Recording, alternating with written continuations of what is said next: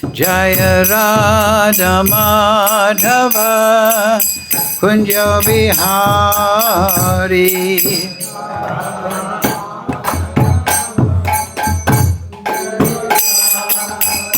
Jaya Radha Madhava Kunja Bihari.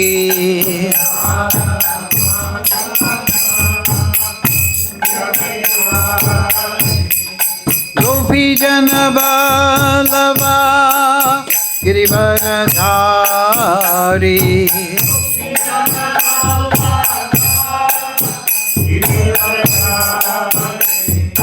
Gopi Jana Vallabha Girivaradhari.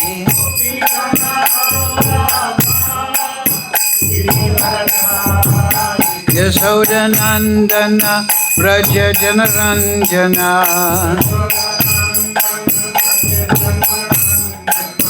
Yasoda Nandana Braja Janaranjana.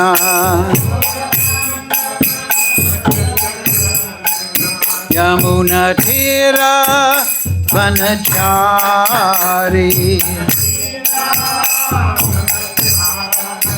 Yamuna Tira Vanachari.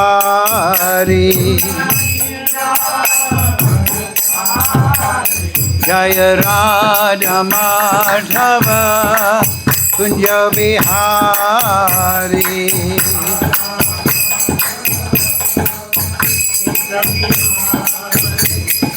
Gopi Jana Vallabha Girivaradhari.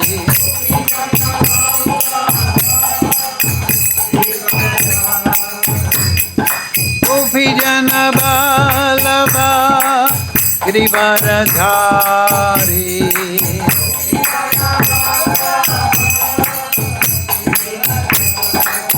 Yasoda Nandana Braja Janaranjana. Yasoda Nandana Braja Janaranjana. Yamuna Tira Vanachari.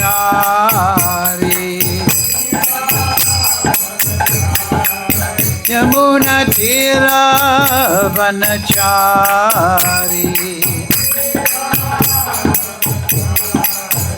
Jaya Radha Madhava Kunja Bihari.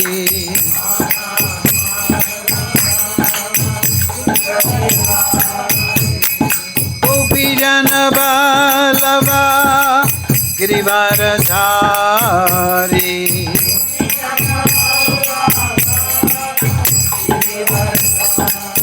Yasoda Nandana Braja Janaranjana.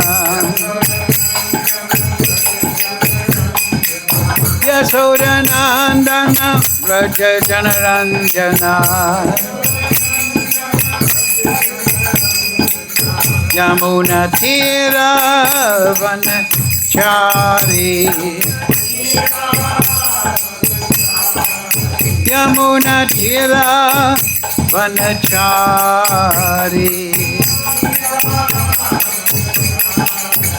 Jaya Radha Madhava Kunja Bihari.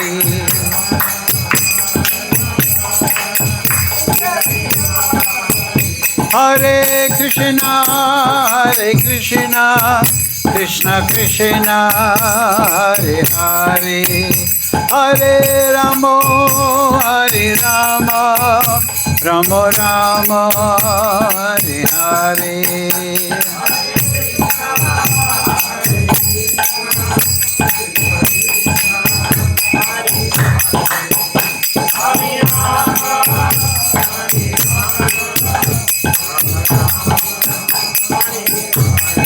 Jaya Prabhupada Prabhupada Jaya Prabhupada Jaya Prabhupada.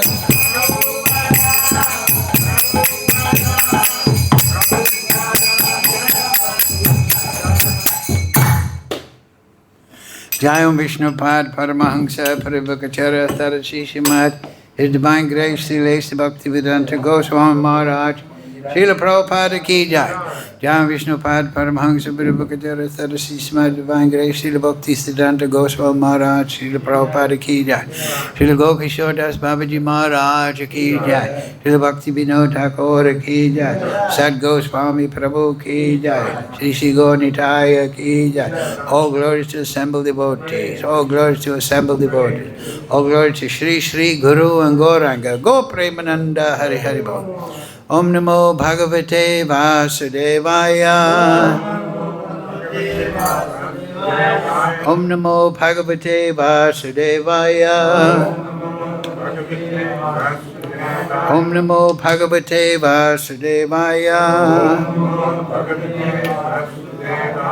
All together, please. Om Agana Timarandasya Ganandana Salakaya Chakshurun Militam Yena Tasmai Shri Gurave Namaha Shri Chaitanya Manobishtam Sthapitam Yena Bhutale Swayam Rupa Kadamayam Dadati Swapadantikam Vandeham Shri Guru Shri Yukta Parakamalam Shri Gurun Vaishnavamsya Shri Rupam Sagrajatam Sahagana Raghunatam Vitam Tam Sajivam Sadvaitam Sadvadutam Prijana Saitam Krishna Chaitanya Devam Shri Radha Krishna Padang Sahagana Lalita Shri Vishakam Vitamscha He Krishna Karana Sindhu Dina Bandhu Jagatpate Gopesha Gopika Kanta Radha Kanta Namostute Tapchakanshana Gaurange Radhe Vrindavanishwari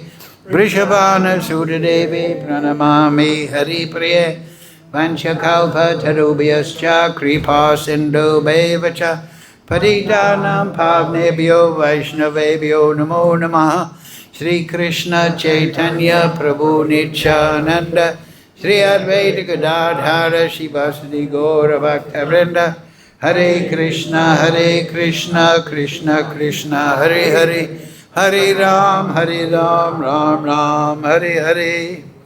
So, reading from Srimad Bhagavad Gita, translation and commentary, Srila Prabhupada. Kya hai? Number 20, chapter 1333, correct? 1333. Okay. So, one second.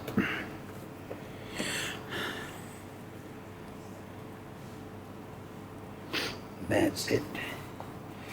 So, 1333. So there's 35 verses in this chapter. So Krishna's now summing up everything. So, 33. Please repeat. Yatha savagatam. Wait a minute. Sammuksyad. Akasham. Notpalite yate. Savatra vasito dehe tatatma notpali yate yatha savakatam soksmad akasham notpali yate savatra vasito dehe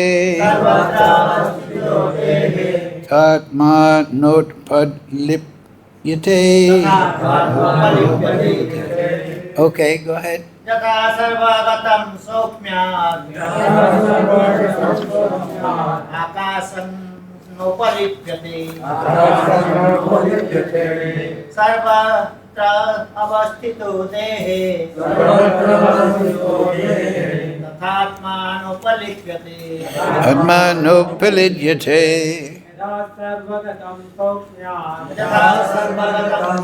Chad Lidyate Adidavitadobite Satmano Pajalipchite Sasamitam Ritva Sasam Nupalichite Svato Rasido Verite Upadijate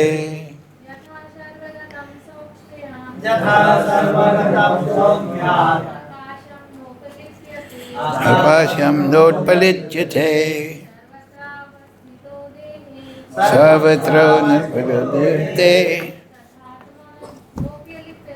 Sashasam Notpalichate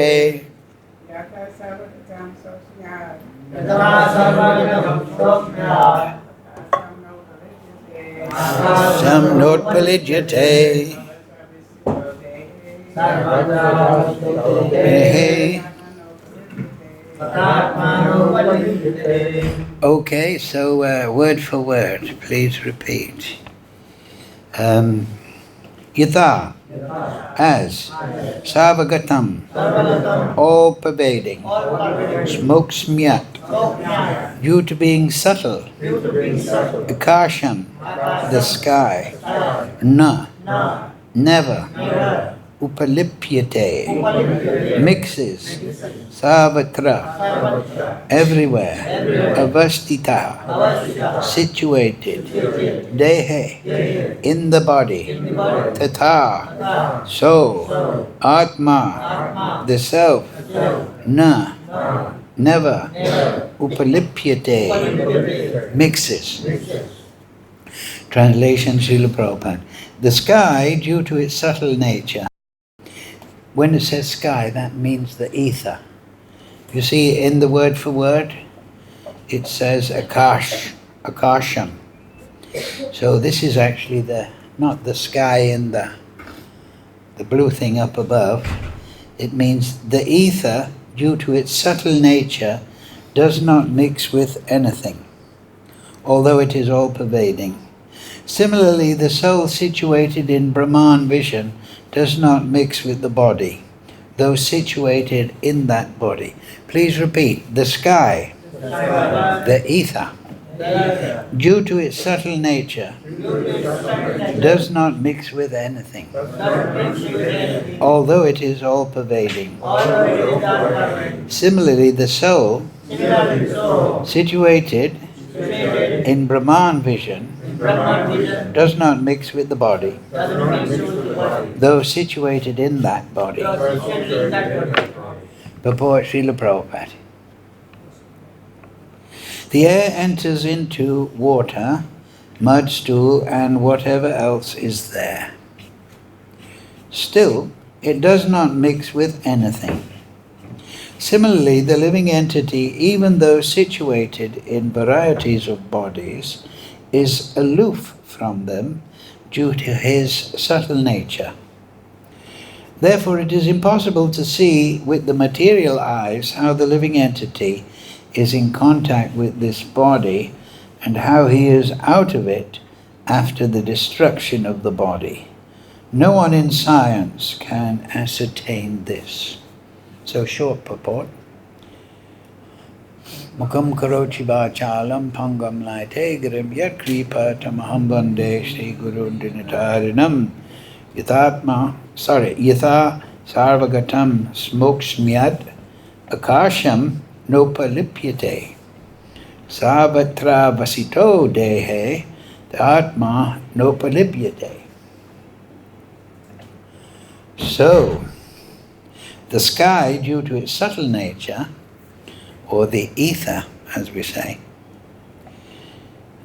due to its subtle nature, does not mix with anything, although it is all-pervading. Similarly, the soul, situated in Brahman vision, does not mix with the body, though situated in that body.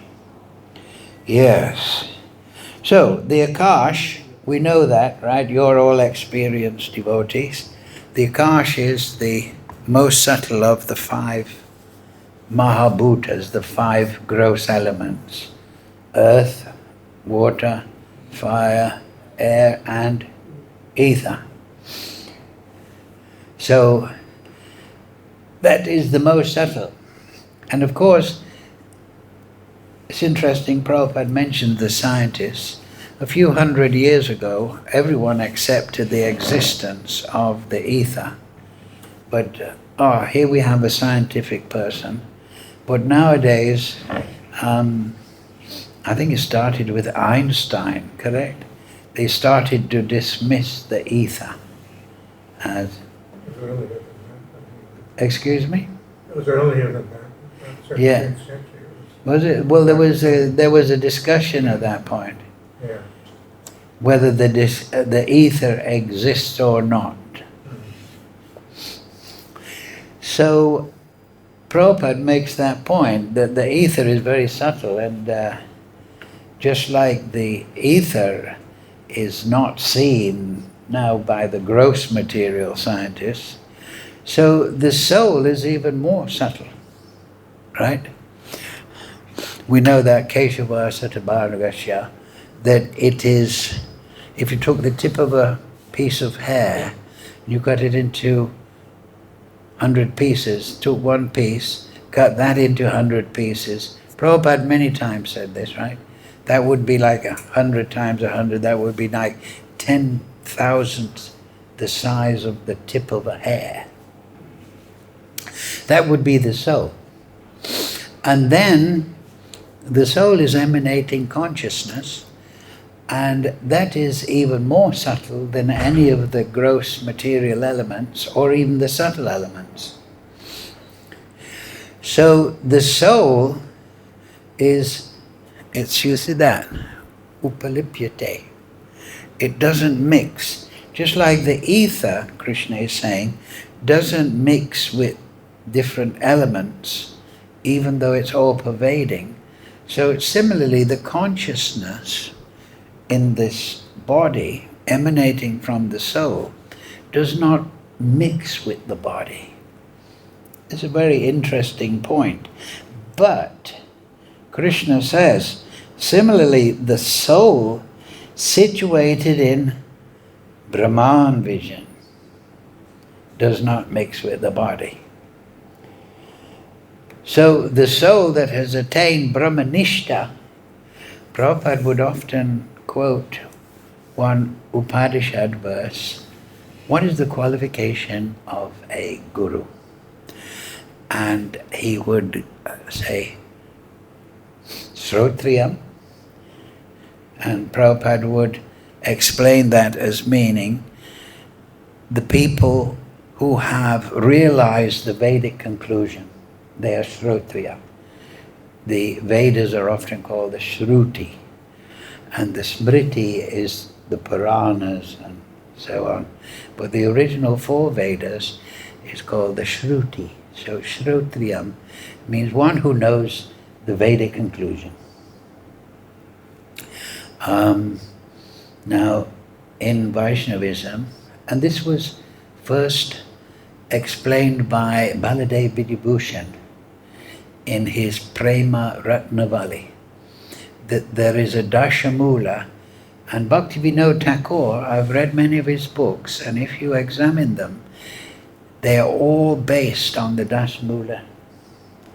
So the Dasmula is the 10 primary mulas or roots that one can derive from the Vedic knowledge, and just like a root gives birth to a tree, so the 10 roots, they give birth to all the varieties of Vedic knowledge.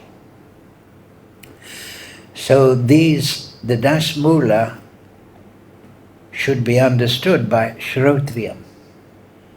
If one is expert in the Dashamula and he has realized it by sadhana, then Brahmanishta, he becomes fixed in Brahman, Brahmanishta. Nishta means fixed. That means fixed in the Supreme, fixed in understanding Brahmatmiti, Brahman, Super Soul, Paramatma, and Bhagavan. He understands what is Brahman. He understands the three aspects of the Supreme. But he is not just Srotriyam, understanding that, but he's Brahmanishta. That means he is situated, as Krishna here says, has Brahman vision. He is fixed in perception of the underlying Brahman support of the material energy. He is seeing that subtle support. As Krishna says, beyond me there is nothing, matak parataram nanyat. Everything is resting on me, sutre mani gana iva. So everything is resting upon Krishna. Of that there is no doubt. But few see Krishna in the material world. Few are realized in Brahman. That Krishna, as you know, Manushyanam Shahastreshu, very few, many may endeavor for perfection, but yatati siddhaye, very few become perfect. So there's two levels of devotees. There's the sadhaka and the siddha. The sadhaka is the person who's practicing Vaidhi Bhakti.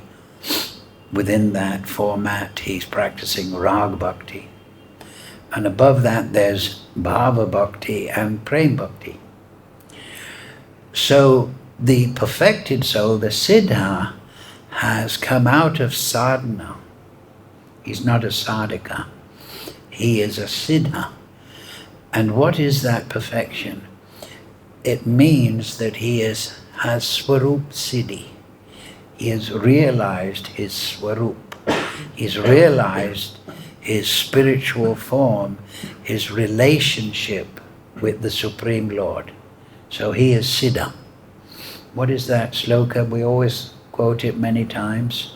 Jivera Swarup hoy Nichera Krishnera Nichadas.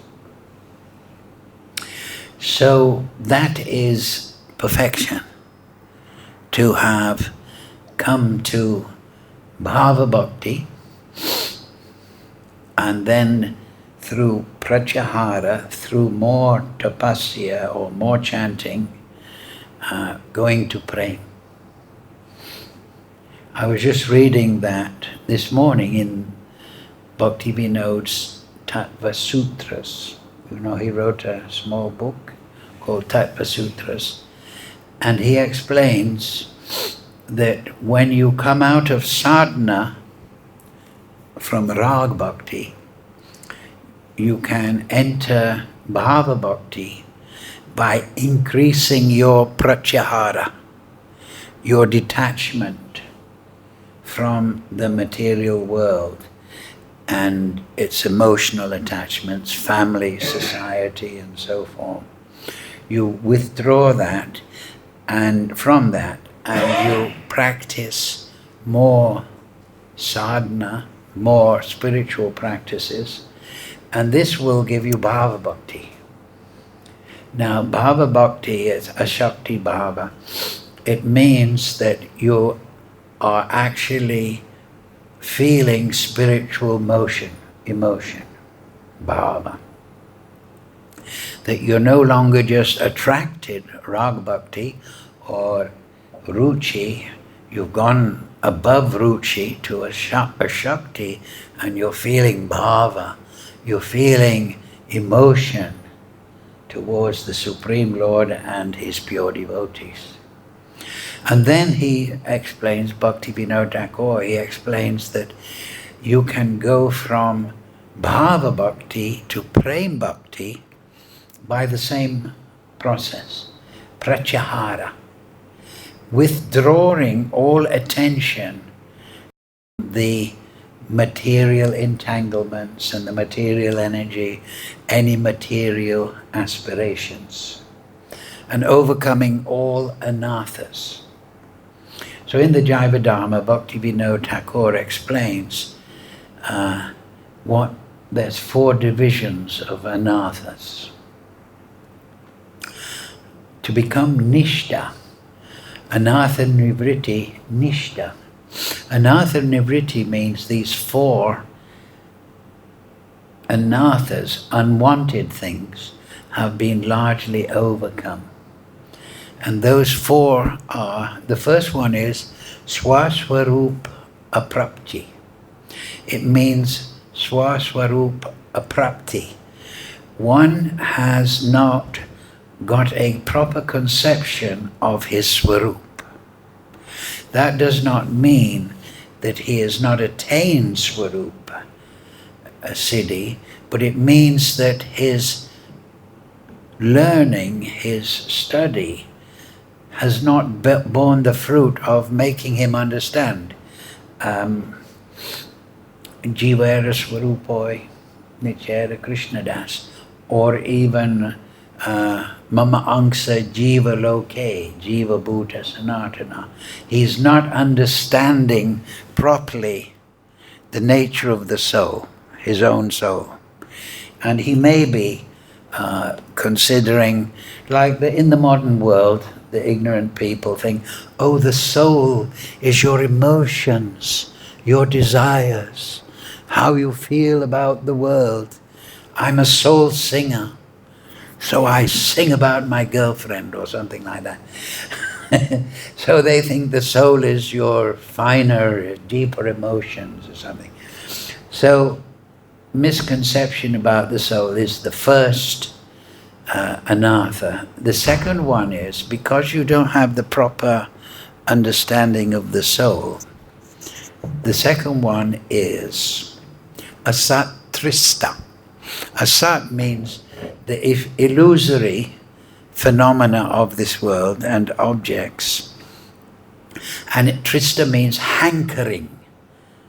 Because you don't understand your own soul, your own true nature, you are still hankering for the material energy. You're still thinking, oh, there's some happiness in the material world. And one is hankering for that material, illusory happiness. Then the third anatha is, aparad. Aparad. So one is performing, chanting bhakti sadhana, but he's committing offense. And so if you are hankering asat trista, often it is said that if you maintain attachments for material things, this is one of the offenses against the name, correct? So that means asat trista. You're still thinking, oh, the cricket scores are important, like this and so on and so forth. You still have some attachment, and you're thinking, when you're chanting, we'll beat Pakistan next time, the next cricket match. Oh, what am I doing? So this is offensive, It's not really meant to be offensive, but it is impurity of the mind is coming up. So offenses are divided into 4. First is Dham aparad, second is Nam aparad, third is Seva aparad, and fourth is Vaishnav aparad. And they're more serious each one you go. Dham aparad, the Dham is very forgiving. Everyone is welcome in the Dham. Even if they don't know anything, but the Dham thinks welcome to Krishna's abode. But of course, we shouldn't misuse that. We should treat the Dham very nicely. Generally, when you go to a holy place, you are meant to take bath, do parikram, then have darshan. But many people nowadays are coming package tours from Delhi, pay 5,000 and have 5 nights in Vrindavan. You can see them on the internet.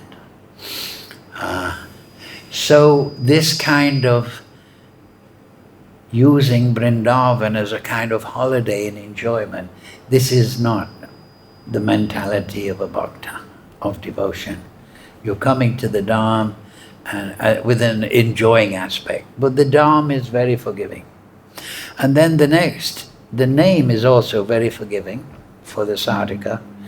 Even though we may be committing offenses, we should keep with our chanting and we'll become purified. Then seva aparad, that's quite serious. That means not being clean, not being punctual with service to the deity. So that should be very careful. And then even more, Bhaktivinoda explains, is if you're offensive to the Vaishnavas, particularly if the Vaishnavas of a high status. But Bhaktivinoda Thakur, he says, but that does not mean you can be offensive to the Madhyamadikaris or even the Kanishtadikaris. You should be very careful, because one shouldn't be judgmental. One does not know, is this a Kanishtadikari, is this a Madhyamadikari, is this a Mahabhagavat? So one should be, as Lord Chaitanya advises, amanina maninena, give respect to everyone and not one. So these are 4 offenses. These are the number 3. And then the 4th one is Hrida Abalyam. Hrida means Abalyam means weakness of the heart. It means one is not dedicated. One is weak. One may have a good understanding of bhakti, read the Gita, gone to many classes, but I don't want to do all that. Getting up a Mangalati, becoming strict vegetarian. Well, maybe I'll eat prasadam sometimes, but I like to eat chocolate and ice cream and have a coffee. And so one is weak in one's dedication. So they're the 4 anarthas. So if one can overcome them largely, then he can become nishta. That means fixed, like it's there, brahmanishta. It means one is fixed in one's devotion. And then one can get ruchi. The lowest stage of ruchi is that I'm enjoying chanting. I've given up sinful activity. I'm following regulative principles. I'm overcoming anarthas, and I get ruchi. So, this is so nice. I chant Hare Krishna, Hare Krishna. And I'm getting some taste.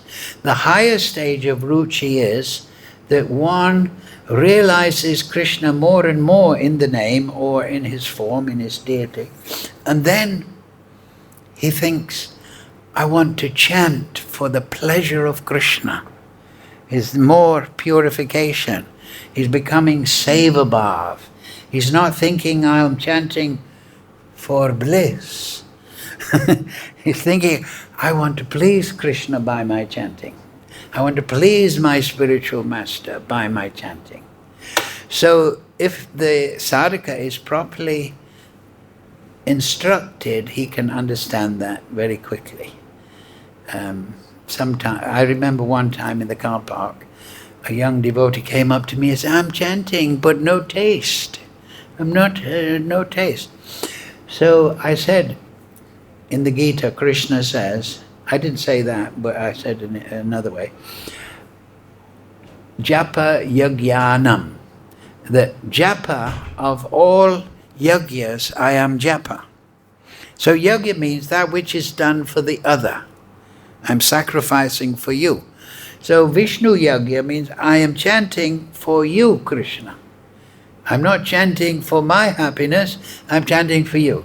So that's the highest stage of ruchi. So then, once that seva bhava is there, a shakti and bhava comes very quickly. And at the stage, a shakti means attachment. Rag turns to rati. So then, after a shakti or rati, bhava comes. Now, bhava means that emotional awakening of emotion. It's the root of prem, it's the particle of prem. It means, oh, Krishna, I have when I see your darshan, when I read the Bhagavatam, I feel emotion. And it's purified emotion, spiritual emotion. So the sadhaka is feeling emotions different from those he may have experienced in the material world. In the material world, we may fall in love with a girl, or we may feel happy when we listen to Tchaikovsky or something, and we think, oh, this music's great. Beethoven, boom, boom, boom. So we're feeling emotion, we're stimulated. Or a good singer, right? But the emotions of bhava are purified and they're fixed on the Supreme. And Prabhupada writes in the Nectar of Devotion that it is at this stage of bhava direct realization is attained. Because Krishna is attracted by the bhava, and the bhava reveals Krishna. And then that condenses to prem. But like I say, Bhaktivinoda says that the sadhaka, he should practice rag, attraction, through Shravanam, Kirtanam, Vishnu Smaranam, the 9 practices. And then he should increase his pratyahara. Pratyahara is a word, you know from the 6th chapter, right? That is a word that's used in Ashtanga Yoga. That is yama, niyama, asana, pratyahara. Pratyahara means that you're now sitting in asana, you purified your life, yama, niyama, and now you're practicing pratyahara. We discussed it last week. Withdrawing the consciousness from the external world, fixing it within the soul, and then fixing it upon the Supreme Lord. And then realizing the presence of Krishna in the name, in his form, in his deity form. When we go to the temple, we should realize the presence of Lord Chaitanya in the murti. We should actively search for Nityananda in his deity form. We should try to see Radha and Krishna not just as shapes, but we should try to see into their relationship and their presence within the murti. They are non-different from the murti. So bhava reveals that, but we have to cultivate that perception. So that is Brahman vision. That is Brahman vision. That one, now the soul may be situated in the material body, but his consciousness through purification and practice and good instruction is seeing the presence of Krishna. It's no longer theoretical. Sutri mani gna iva. It's no longer theoretical.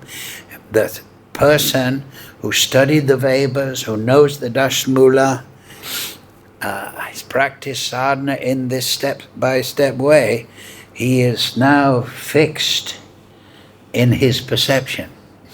And like I say, ruchi is preceding that. So once the sadhaka overcomes anartha and he's developing real ruchi, then it's very easy for him to follow regulative principles. We often find devotees, they stumble after a few years, they become fallen in following the regulative principles. We shouldn't condemn them, but we should understand that if I want to be successful, I have to follow regulative principles, then I can get rag. We cannot get attraction to the name, form, quality, lila of Krishna if we are simple, if we are aparadis, if we're asatrista, hankering for some material thing, dhanam, janam, sundarim. If we are still hankering in that way, this will not give us rag. So we should understand from the spiritual teacher what to avoid and what to not. And what to practice. Because it is said like that, but I was just reading it in Bhakti Vinod's Tattva Sutras, he said there's only two angas. That means divisions in bhakti. He says those that give remembrance of the Lord and those that take away remembrance. And he says that those 9 things, Shravanam, Kirtanam, Vishnu, they are a subset of those items that give remembrance of the Lord. And because just before that, he defines what is bhakti. It's very fascinating and it's so simple. Just like Prabhupada always puts everything very clearly. So Bhaktivinoda Thakur, he explained, bhakti is continuous remembrance of the Supreme Lord. That he defines bhakti as that. Huh? Like we may remember Krishna somewhat when we're doing this and that, we're doing archana, we're chanting, but then we may forget Krishna. Our mind drifts off here and there. But bhakti is defined as remembrance of the Supreme Lord. And we know that, right? What's that famous? Yena tena prakarena mana Krishna niveshana. That always remember Krishna, never forget him. So that is bhakti. The positive aspect is you always remember Krishna through Shravanam, Kirtanam, Vishnu, and you never forget. You never let the anarthas or weakness in your sadhana overwhelm your practice. And then you increase your pratyahara to become more realized and move from rag bhakti to bhav bhakti and prem bhakti.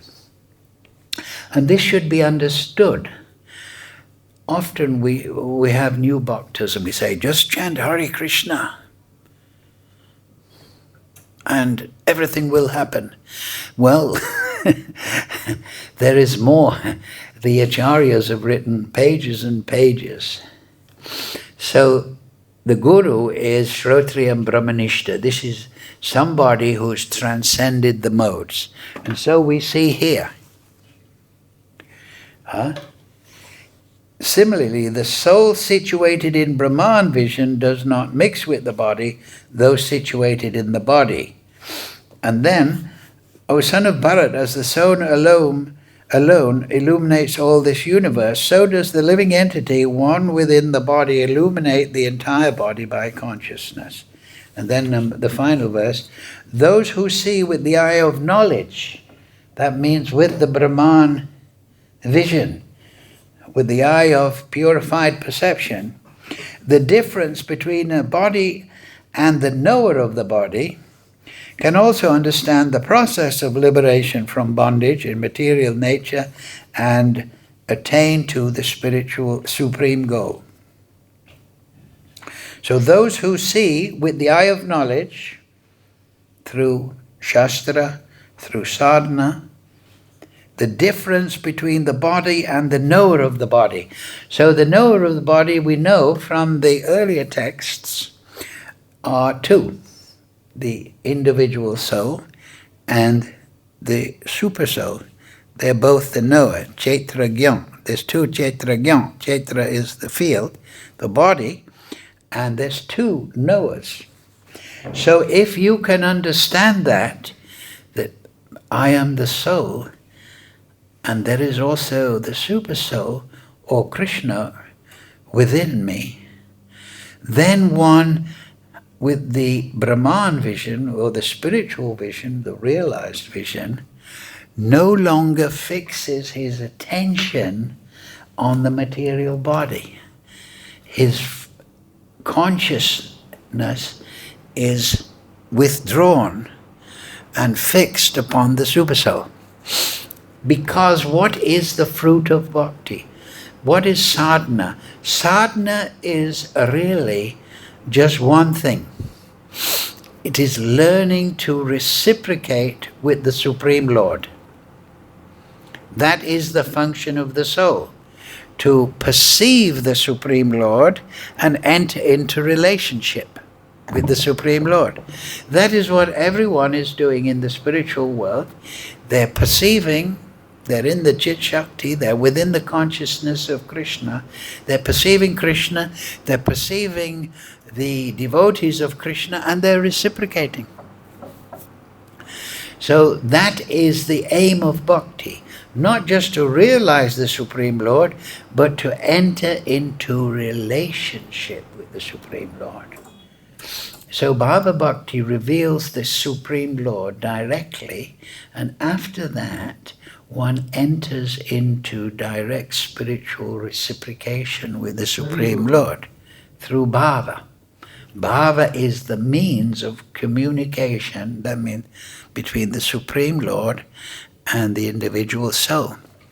So if one performs sadhana nicely and practices this pratyahara, and the best examples are Raghunath Das Goswami, Sanatan Goswami, Rupa Goswami, Krishna Das Kaviraj.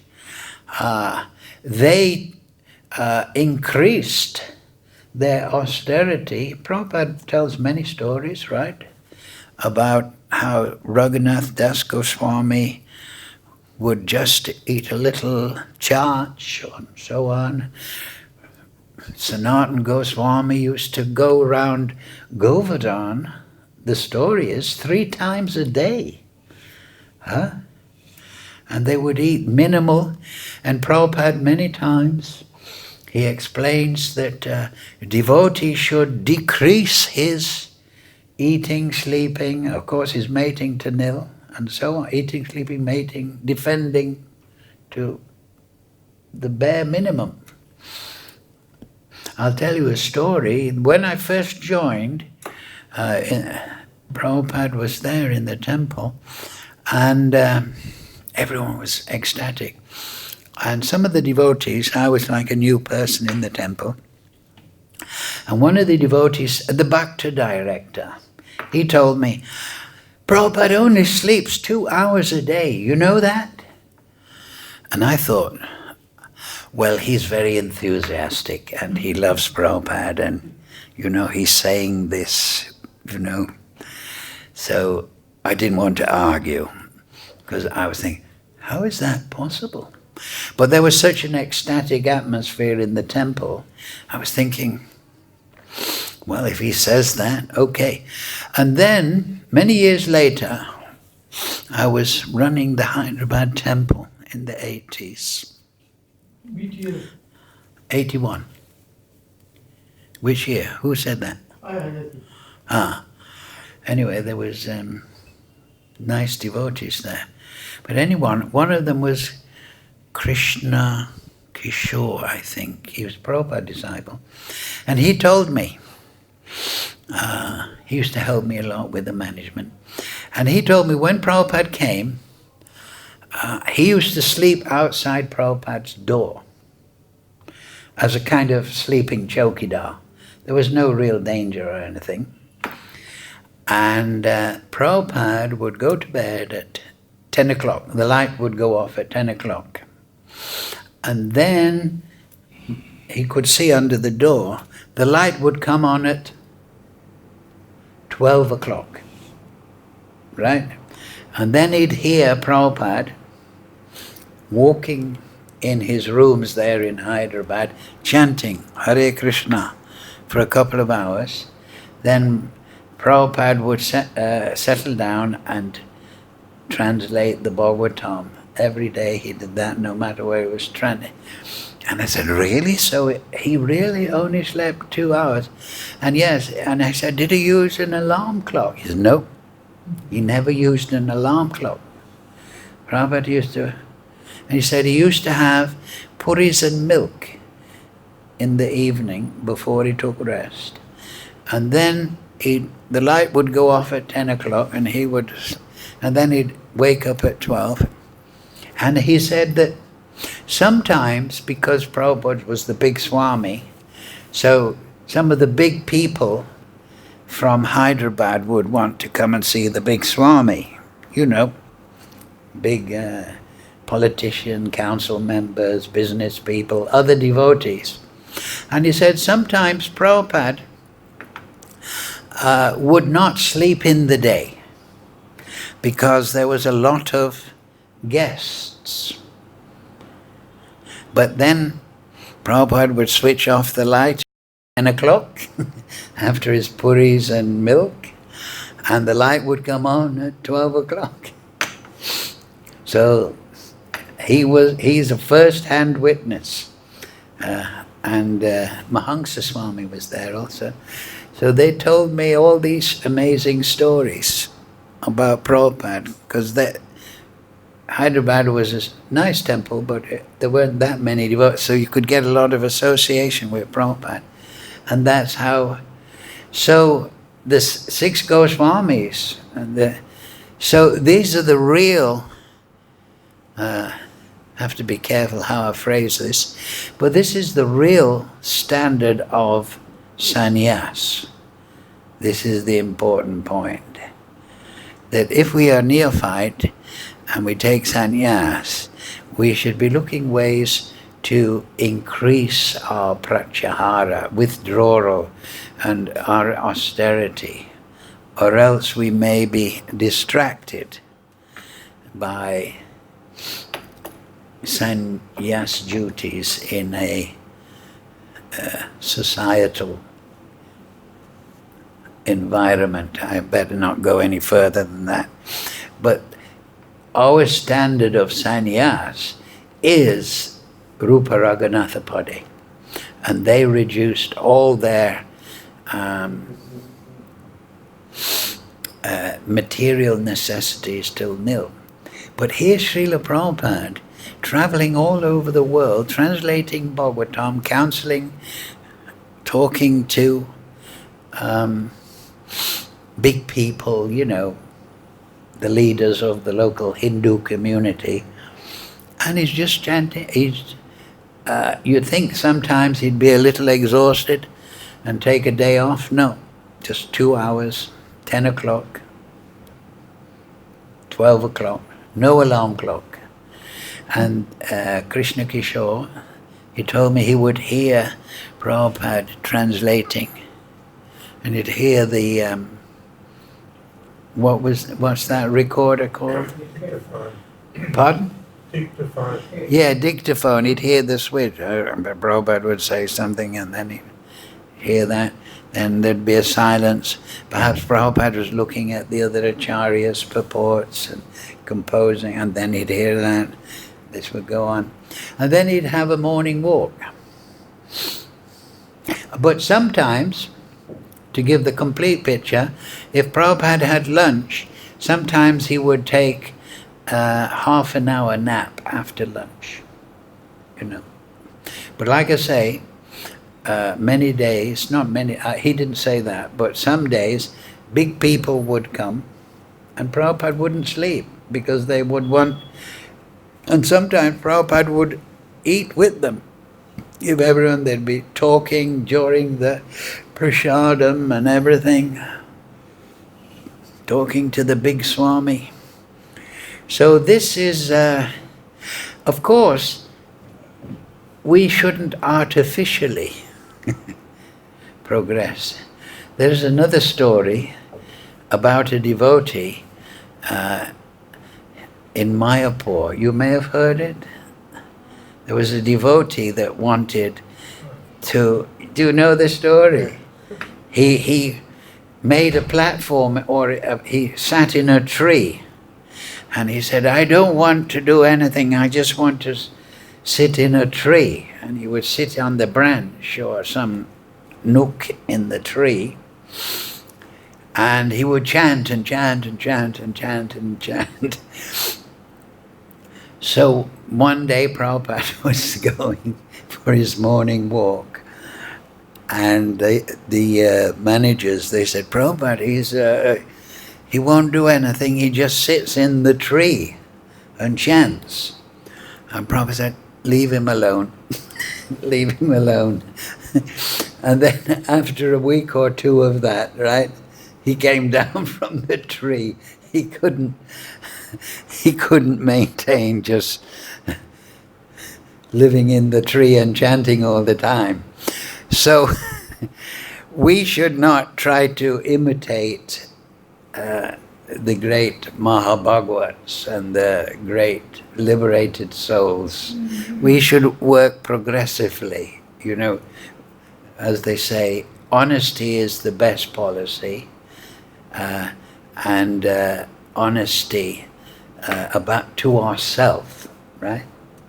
Bhaktivinoda Thakur, on this question of anathas, Bhaktivinoda Thakur, in the Chaitanya Shikshamrita, he explains a devotee can make a list of all his anathas. Oh, sometimes I go to the restaurant, it's in the list. Maybe they're not offering it properly. He should make a list, and then one by one he should work on them, crossing them all off. You understand? He will make a list of anathas, keep it by his bed or his desk or whatever, and one by one, this week, no more Coca-Cola. Like this. No more ice cream, something. I'll only eat one rasamalai instead of 6. So he should make a list and work at them one by one. And he should take confidence, this is not, but we should be confident, thinking that Krishna is very merciful and that our perfection is in our sincerity. You understand? If we're sincere and we want to attain perfection, then Krishna will guide us to perfection. You understand that? And we should be very confident, right? Rupa Goswami says, right? Uchahan nishtat tat tat. That you should be very confident. I will attain perfection by the grace of Krishna. All I have to do, by the grace of Guru and Mahajan, all I have to do is be sincere and try my best, right? And Krishna will respect. There's that sloka, Abhichet Sudaracharo Bhajate Ananyama, that even if a devotee has troubles, still he should be glorified because he's properly situated. He should still be encouraged. We shouldn't be envious. Oh, he's having problems. He's not as good as me. This is the envious. You know, we should have compassion. That's the mark of a Vaishnava. So this is Brahman vision. So, and then as it is said, and I'll just read that little section before that. I think it starts so that you can get the full picture. Krishna's given all this knowledge.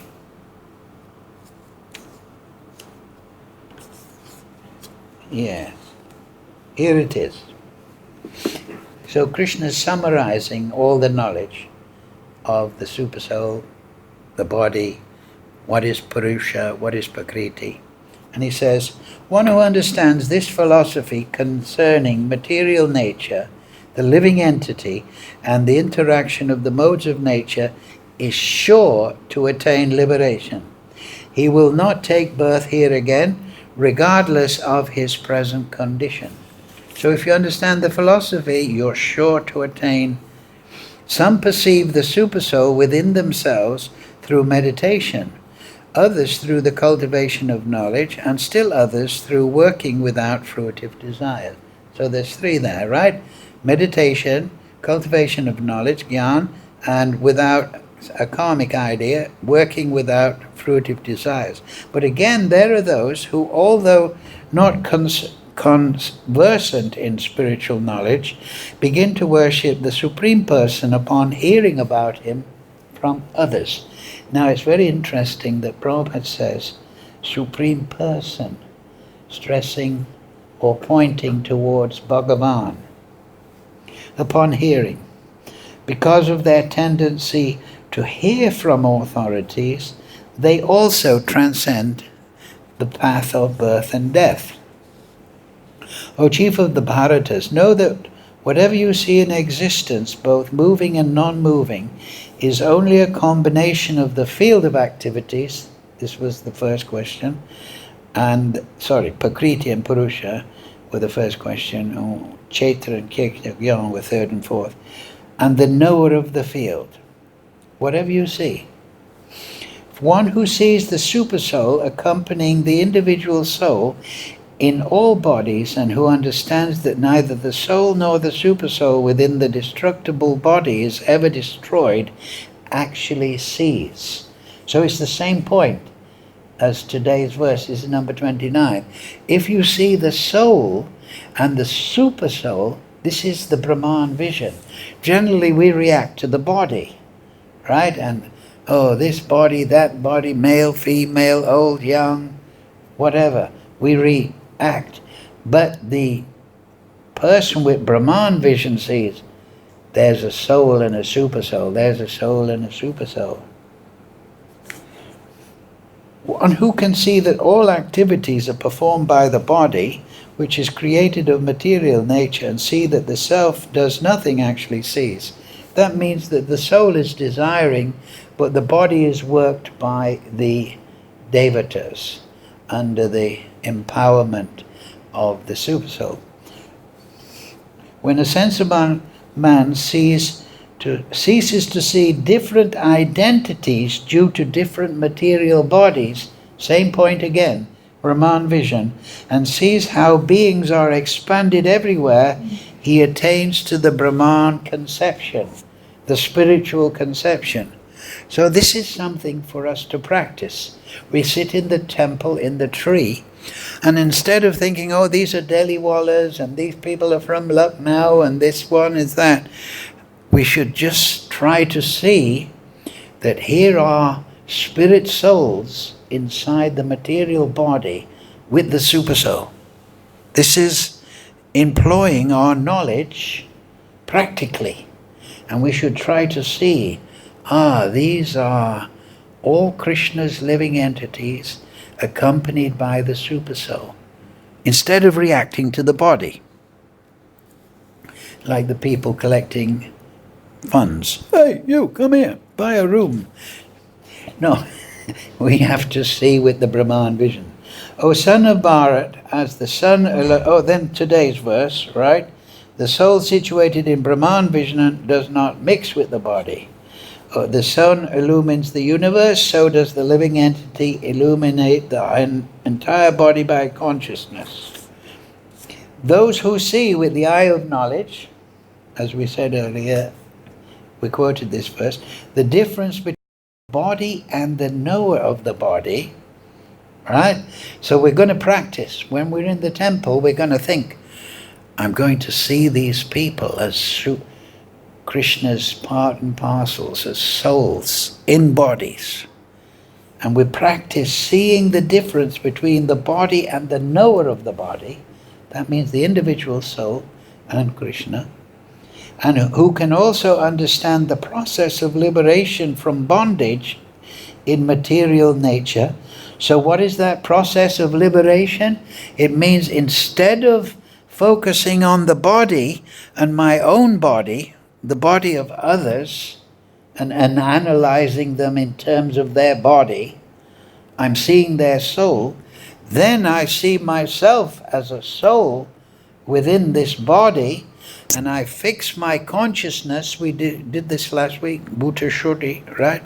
Take the consciousness, pratyaha, focus it on the Supreme Lord, can also understand the process of liberation from bondage in matter, can attain to the supreme abode, supreme goal. So if we continue to let our minds, our consciousness, just stick on this material plane, where we think, I like this person, I don't like this person. Oh, that person is from Manipur, I don't like people from Manipur. If we're reacting on the material plane, then we're stuck. We're not having Brahman vision. So by the basis of this knowledge, we should practice seeing the spirit within the body. seeing the super soul within the body. Now, we're going about, just give me 2 more minutes. Because what does Uddhava say to, Krishna say to Uddhava? This is in the 29th chapter of 11th canto.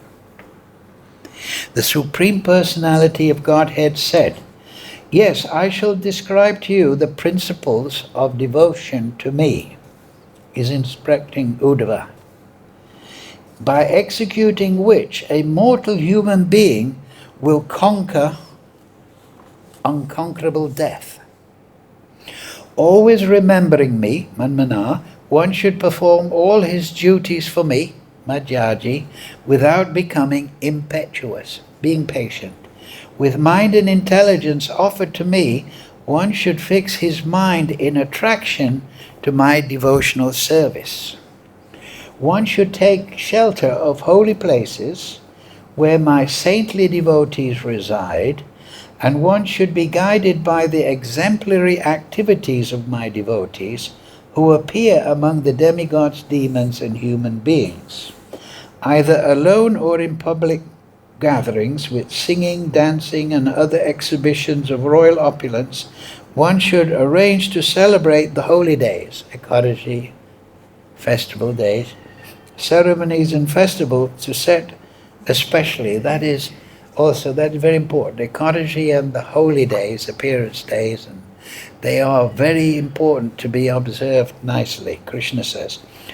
Now you'll hear Krishna giving the same advice to Uddhava as Krishna is giving to Arjuna here.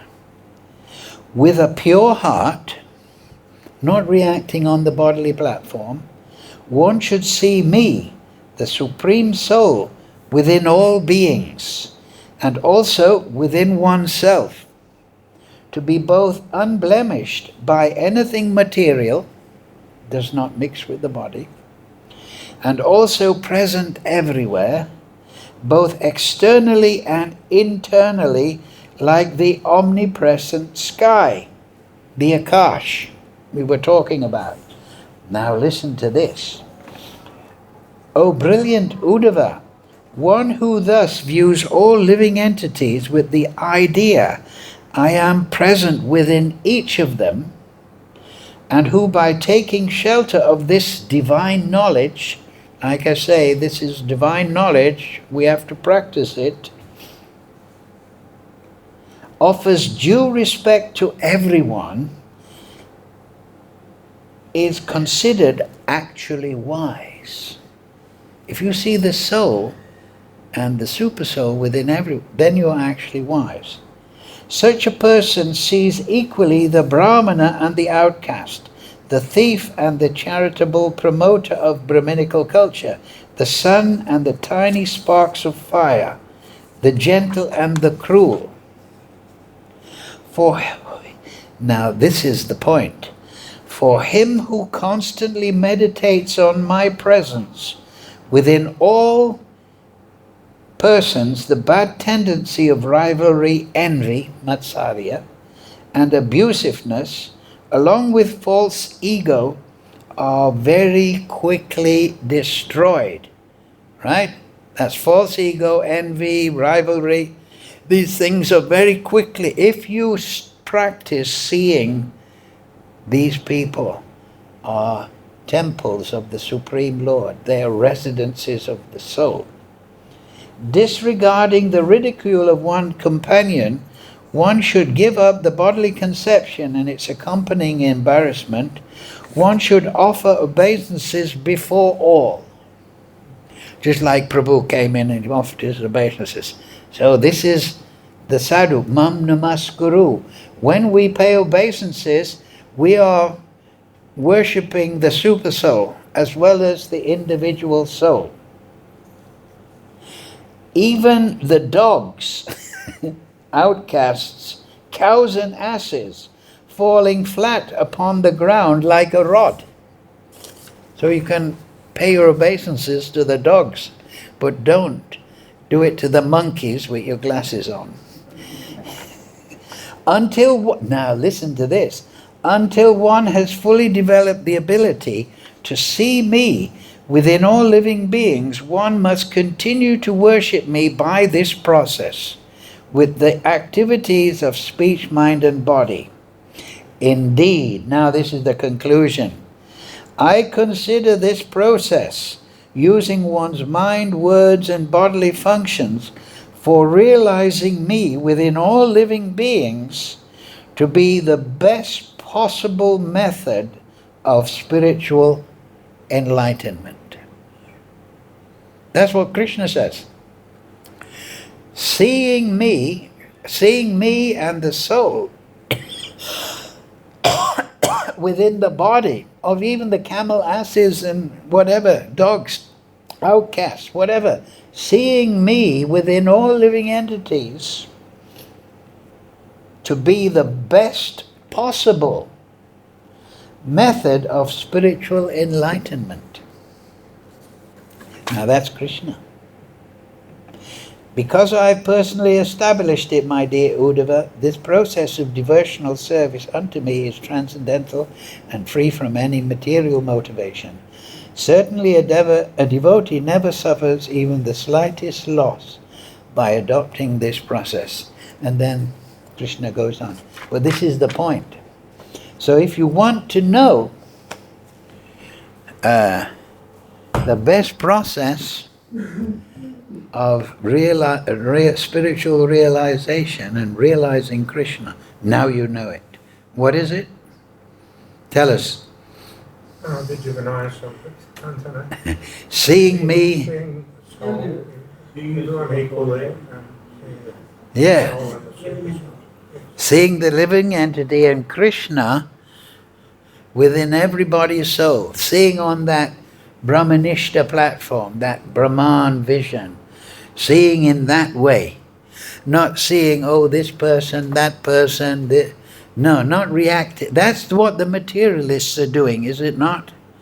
But one who is actually wise sees the soul.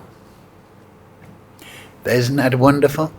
Hare Krishna, Krishna Krishna, Hare Hare, Hare Ram, Ram Hare Hare.